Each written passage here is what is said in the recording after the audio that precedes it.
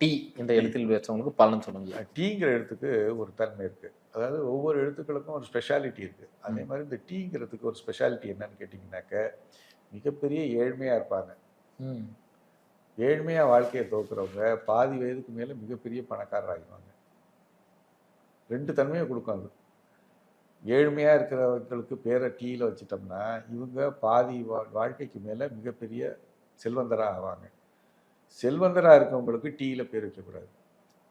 உதாரணத்துக்கு செல்வமாக இருக்குது, நம்ம குடும்பம் வந்து மிகப்பெரிய ஒரு 50 கோடி 100 கோடி சொத்து இருக்குது, நான் என் பையனுக்கு டீயில் பேர் வைக்கக்கூடாது.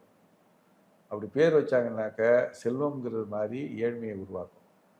ஏழ்மையில் இருக்கிறவங்க டீயில் ஸ்டார்ட் ஆகுற மாதிரி பேர் வச்சுக்கலாம். ஆனால் பின்னாடி அவங்களுக்கு ஒரு மிகப்பெரிய வெற்றி கொடுக்கும். இதுதான் இந்த எழுத்தினுடைய மிகப்பெரிய முக்கியத்துவம்.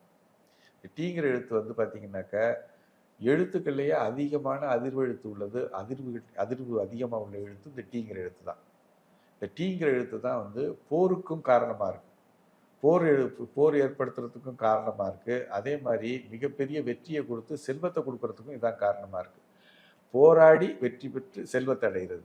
அப்போ நீங்கள் ஏழ்மையிலேருந்து போராடி வெற்றி பெற்று செல்வத்தை அடைகிறாரு. அப்போ வந்து இது ஏழ்மையாக இருக்கவங்களுக்கு தான் இது நல்லதை கொடுக்கும். பணக்காரங்களுக்கு இது வந்து வேறு மாதிரியான வாழ்க்கை, செல்வத்தை கொடுத்து அப்புறம் போராட்டத்தை கொடுக்க ஆரம்பிச்சிடும். ஸோ அதனால தான் நான் சொல்கிறேன், டீங்கிற எழுத்து ஏழ்மையாக இருக்கிறவங்களுக்கு பேர் தாராளமாக வைங்க. அப்படி செல்வமாக இருக்கிறவங்களுக்கு டீங்கிற எழுத்து வைக்காதீங்கிறது தான் என்னோட கருத்து. இது வந்து 4ஆம் நம்பருடைய ஆதிக்கம். இந்த ஆதிக்கத்துக்கு வந்து ஒரு பிரச்சனை இது என்னன்னு கேட்டிங்கனாக்கா, உடலில் வந்து சோர்வை ஏற்படுத்தும், ஒரு சோம்பேறித்தன்மை ஏற்படுத்தும், தமோ குணத்தை ஏற்படுத்தும். ஸோ இதை நீங்கள் குறைக்கிறதுக்கு ரெகுலராக குளிக்கும்போது பாதத்தை வந்து ஆக்டிவேட் பண்ணிட்டீங்கன்னாக்கா, குளிக்கும்போது அது உங்களுக்கு ஒரு சோர்வுத்தன்மையை நீக்கி உடம்புல ஒரு உற்சாகத்தை ஏற்படுத்தும்.